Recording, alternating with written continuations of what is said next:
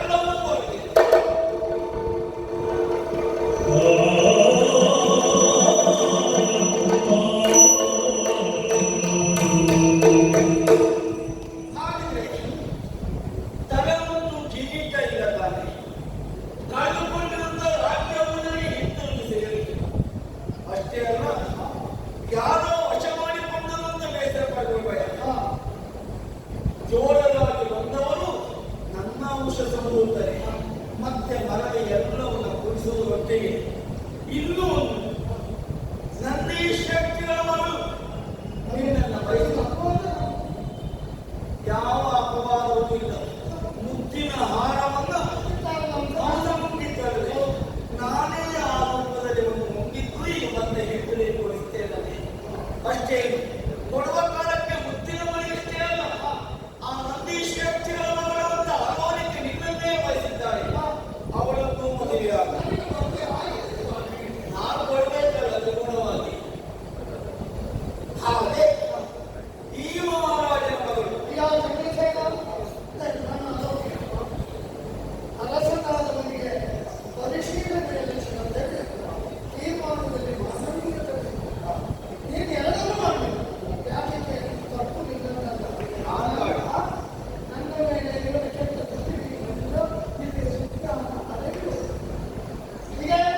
ಅವನ ಮಗಳಾದ ಪದ್ಮಾವತಿಯನ್ನು ನೀನೇ ಮದುವೆಯಾಗಬೇಕು. ಶನಿ ಹಿಡಿಯುವ ಕಾಲಕ್ಕೆ ಇದ್ದದ್ದನ್ನೆಲ್ಲ ಕಸ್ಕೊಳ್ತಾನೆ, ಬಿಟ್ಟು ಹೋಗುವ ಕಾಲಕ್ಕೆ ಎರಡು ಕೊಟ್ಟು ನನ್ನ ಹೆಂಡತಿಯಿಂದ ನನ್ನ ದೂರ ಮಾಡಿ ಈಗ ಇಲ್ಲಿ ಎರಡು ಕೊಟ್ಟು ಕೊಡ್ತಾ ಇದ್ದೇನೆ. ಹಾಗಿದ್ರೆ ಕ್ರೂರವಾಗಿ ಕಾಡುವ ಕಾಲಕ್ಕೆ ನನ್ನನ್ನು ಮೆಚ್ಚಿಸಿಕೊಳ್ಳುವುದಕ್ಕೆ ವಿಧಾನಗಳು ಅದನ್ನೂ ನಾನು ಹೇಳ್ಬೇಕು. ಕಪ್ಪು ಒಂದು ನನಗೆ ತುಂಬ ಇಷ್ಟ.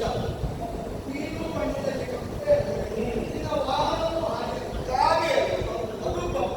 ಹಾಗಾದರೆ ಕಪ್ಪು ತೈಲವನ್ನು ದಾನ ಮಾಡುವ ಮುಖೇನವಾಗಿಯೋ ಅಥವಾ ಕಪ್ಪು ತೈಲ ಕಪ್ಪು ಎಣ್ಣಿನ ತೈಲದಲ್ಲಿ ಮುಖದರ್ಶನ ಮಾಡುವುದೆಂದರು ಅಥವಾ ರುದ್ರನಿಗೆ ನನ್ನ ಬಗೆಯಾಗಿ ಹರಕೆಯನ್ನು ಪೂಜೆಯನ್ನು ಸಲ್ಲಿಸುವ ಮುಖೇನವಾಗಿ ರುದ್ರಾಂಶ ಸಂಪೂರ್ಣತೆಯಾಗಿರುವಂತ ಆಂಜನೇಯನನ್ನು ಸ್ತುತಿ ಮಾಡುವ ಪರಿಣಾಮವಾಗಿ ನನ್ನ ಉಗ್ರತೆಯಲ್ಲಿ ಕಡಿಮೆ ಮಾಡ್ತೇನೆ. ನನಗೆ ಶರಣಾದವರನ್ನ ಯಾವ ಕಾಲಕ್ಕೂ ನಾನು ಕಾಡುವುದಿಲ್ಲ, ಅವರನ್ನು ರಕ್ಷಣೆ ಮಾಡ್ತೇನೆ. ಮತ್ತೊಂದು ಮಾತನ್ನು ನಾನೇ ಹೇಳ್ತೇನೆ ಕೇಳು.